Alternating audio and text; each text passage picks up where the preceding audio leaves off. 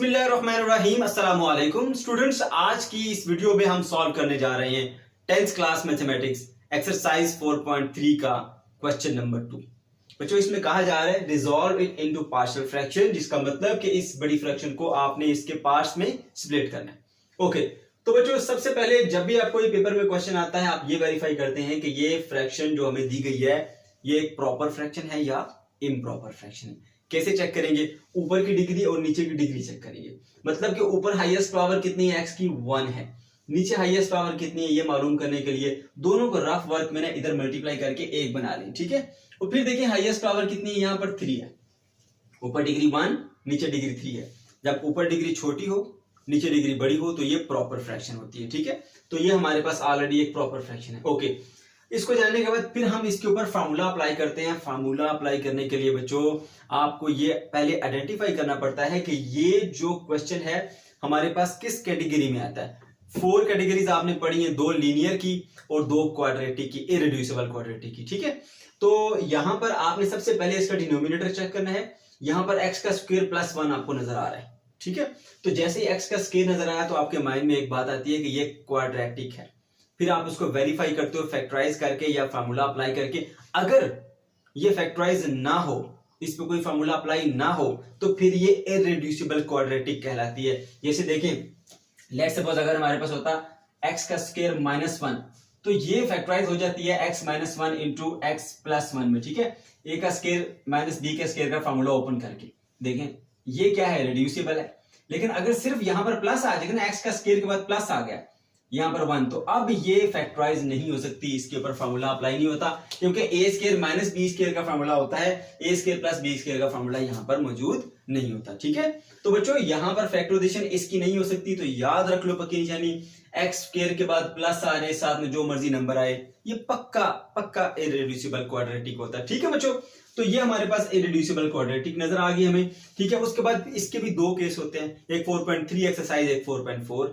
अगर irreducible quadratic खुद को रिपीट ना करे तो ये 4.3 एक्सरसाइज होगी। अगर इरेड्यूसिबल क्वाड्रेटिक खुद को रिपीट करे तो वो क्या होगी फिर 4.4 एक्सरसाइज। कैसे पता चलेगा? ये है हमारे पास इरेड्यूसिबल क्वाड्रेटिक। इसकी होल पावर देखें, अगर होल पावर 2 हो, 3 हो, 4 हो, कुछ इस तरह की पावर आ जाए तो इसका मतलब है ये क्वाड्रेटिक खुद को रिपीट कर रही है, तो ये 4.4 में होगी। जैसा कि यहां पर इसकी कोई होल पावर नहीं है तो फिर ये क्या है हमारे पास, irreducible quadratic plus non repeated, जो कि केस 3 है, एक्सरसाइज 4.3 में आता है, ठीक है। अब हम अप्लाई करते हैं इसके ऊपर formula 3x plus 7 divided by x का स्क्वायर प्लस 1 x प्लस 3। बच्चों इस तरह के केस में कि जब आपको इरेड्यूसिबल क्वाड्रेटिक और नॉन रिपीटेड मिले तो फिर क्या करते हैं? सबसे पहले देखते हैं कि कोई इसमें कोई लीनियर तो नहीं पड़ा हुआ। ये एक लीनियर आपको नजर आ रहा है तो आप उसको सबसे पहले लिख लें a divided by x plus 3, ठीक है। उसके बाद देखिए कोई और लीनियर है, नहीं है, फिर आ जाता है हमारे पास क्वाड्रेटिक।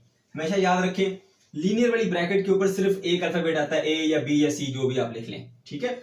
लेकिन जो क्वाड्रेटिक होती है उसके ऊपर एक नहीं आता, क्वाड्रेटिक के ऊपर 2 का कॉम्बिनेशन आता है, ठीक है। अगर a इस्तेमाल हो गया इधर b प्लस c आएगा और पहले वाले के साथ आप x लगाएंगे, ठीक है। याद रख लें ये बात। तो x का स्क्वायर प्लस का 1 ये हमारे पास आ गया इसका इक्वेशन नंबर 1। बच्चों ये वो इक्वेशन है जिसमें हमने a b c की वैल्यू फाइंड करने के बाद पुट करनी है और ये हमारा आंसर होगा, राइट।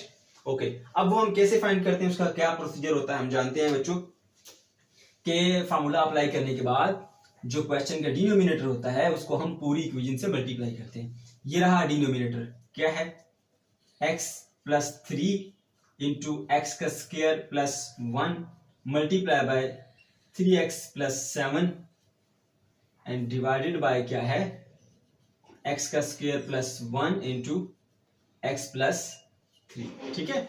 x प्लस 3 की ब्रैकेट x प्लस 3 से कट गई, x square plus 1 x square plus 1 से कट गया, साथ साथ कटिंग भी करते रहे।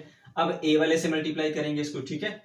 x का स्क्वायर प्लस का 1 इंटू एक्स प्लस 3 और उसके नीचे क्या था हमारे पास, x प्लस 3, इससे भी मल्टीप्लाई किया, ये ब्रैकेट साथ ही इससे कट गई। अब नेक्स्ट से मल्टीप्लाई करें, इसके 2 पार्ट हैं, ब्रैकेट में कर लें पहले इसको, बी एक्स प्लस सी, ठीक है।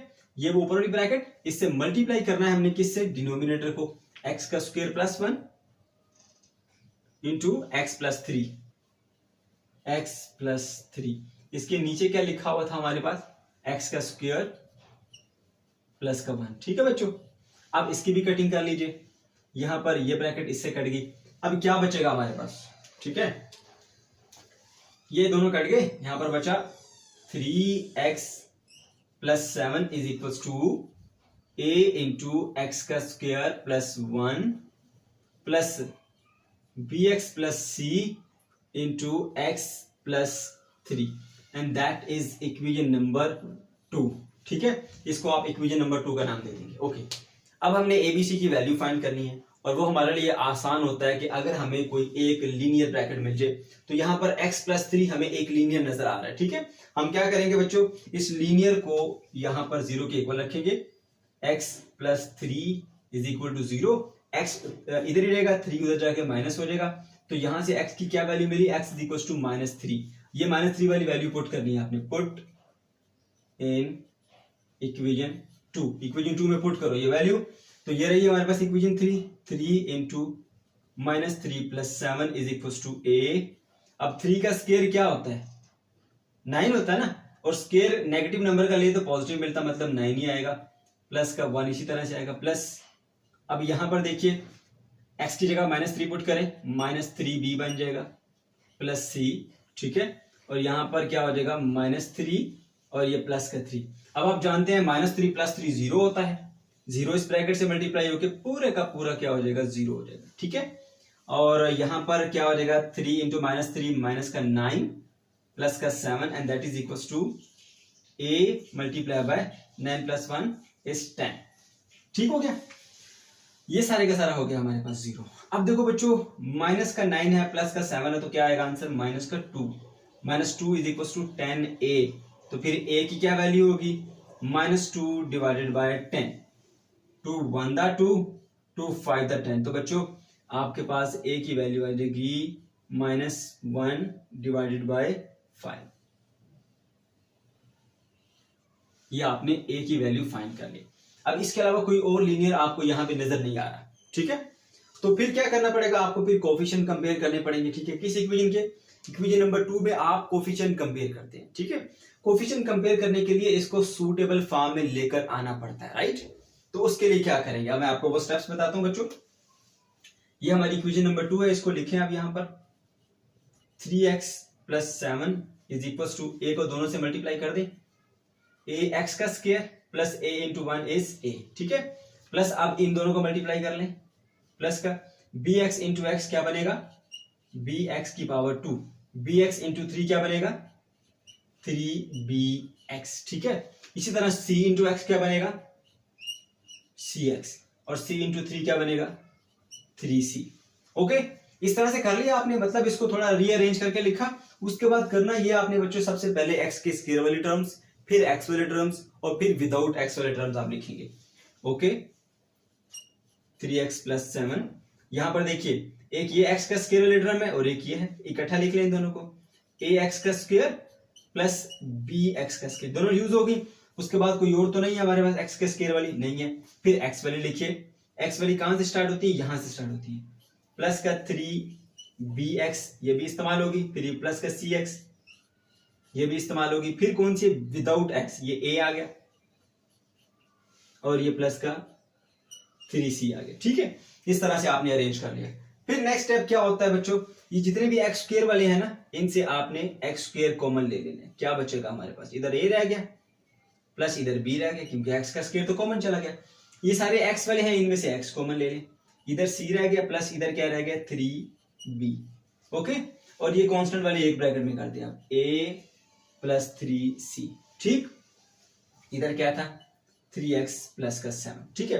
अब आपने कोफिशिएंट कंपेयर करने, कोफिशिएंट का मतलब ये है, जैसे यहां पर ये x है ना, x के साथ जो नंबर मल्टीप्लाई हो रहा है वो क्या है, इसका कोफिशिएंट है। तो x स्क्वायर का कोफिशिएंट x स्क्वायर के कोफिशिएंट के इक्वल कर देते हैं, x का कोफिशिएंट x के कोफिशिएंट के इक्वल कर देंगे, और कांस्टेंट को कांस्टेंट के इक्वल कर देंगे, ठीक है बच्चों। तो यहां पर 3 इक्वेशंस आपको मिलेंगी। यहां पर देखिए, अब यहां पर x स्क्वायर है, मगर यहां तो x स्क्वायर है ही नहीं, तो हम ये कर सकते हैं खुद से कि 0x का स्क्वायर, ऐसा तो कर सकते हैं ना हम, 0x का स्क्वायर मतलब 0 ही होता है। तो बच्चों इधर x का स्क्वायर का कोफिशिएंट क्या है, a प्लस बी, और इधर क्या है 0, 0 is equals to a plus B, that is first equation, ठीक है। इसी तरह से x का कोफिशिएंट इधर क्या है 3, इधर क्या है x का coefficient 3b plus c, 3b plus का c, and that is second equation. इसी तरह से कांस्टेंट को कांस्टेंट के इक्वल करना चाहते हैं तो करते हैं बच्चों। 7 है हमारे पास यहाँ कांस्टेंट, और यहाँ पर कांस्टेंट क्या a plus 3c, a plus 3c, that is third equation. अब इन इक्वेशन से हमने वैल्यूज निकालनी है b और c की। हमें वैल्यू पता है a की। अब कौन सी ऐसी इक्वेशन है जिसमें हम वैल्यू पुट करें तो हमें बाकी वैल्यूज मिल जाएंगी। देखिए a प्लस बी किसके इक्वल है, 0 के। यहां पर कर देता हूं मैं, a plus B is equal है 0 के, राइट। तो फिर यहां पर अगर आपने a की वैल्यू पुट कर दी -1/5, तो आपको b की वैल्यू भी यहां से मिल जाएगी। तो फिर b किसके इक्वल होगा, इधर माइनस का इधर आके प्लस का 1/5 हो जाएगा, तो आपको b की वैल्यू मिल गई यहां से, ठीक है बच्चों। b की वैल्यू आ गई 1/5 प्लस का। ओके, अब हमें वैल्यू निकालनी है जी c की। तो ऐसी इक्वेशन ढूंढे जिसमें c हो। यहां पर ये देखिए इसमें c है, तो इस इक्वेशन को हम यूज कर लेते हैं, यूजिंग इक्वेशन 2, ठीक है। उसमें क्या लिखा हुआ है, 3 is equals to 3b plus c, right. Okay, अब देखिए b की वैल्यू तो हमें मिल गई है। b की वैल्यू क्या है 1/5 प्लस c की वैल्यू तो हमें फाइंड करनी है, ठीक है। तो ये बन जाएगा 3/5 plus c is equal to 3। तो क्या करेंगे बच्चों, हमें c की वैल्यू चाहिए, ये इधर आ जाएगा 3 माइनस 3/5, ठीक है। इसके नीचे कुछ नहीं है, उसके नीचे 1 होता है, ठीक है ना। तो हम क्या करेंगे जी, इसकी वैल्यू फाइंड करने के लिए इसका ले लेंगे एलसीएम। मैं इस तरफ कर देता हूं, ठीक है। तो इसका एलसीएम क्या आ जाएगा हमारे पास, 5 3 था 15 माइनस 3, ठीक है, and that is equal to c। अब 15 में से 3 गए तो क्या बचता है हमारे पास 12/5 is equal to c। c की वैल्यू क्या आ गई 12/5। अब ये तीनों वैल्यूज आ गई हमारे पास, a b c, तीनों वैल्यूज मिलती। ये हमने इक्वेशन नंबर 1 में पुट करनी है, ठीक है बच्चों। अब जरा गौर से देखिएगा, a की क्या वैल्यू आई थी हमारे पास, a की वैल्यू -1/5, ठीक है।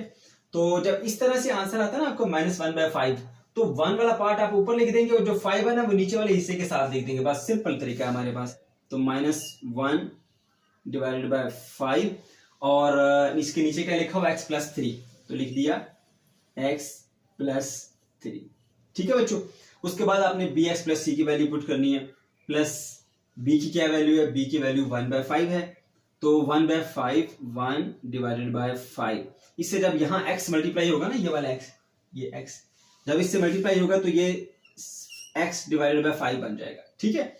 और साथ में माइनस में क्या है, प्लस c की वैल्यू 12/5 यहां पर हमने फाइंड की थी, ये 12/5, ठीक है। नीचे क्या था, x का स्क्वायर + 1, x का स्क्वायर प्लस का 1 आ गया, ठीक है बच्चों।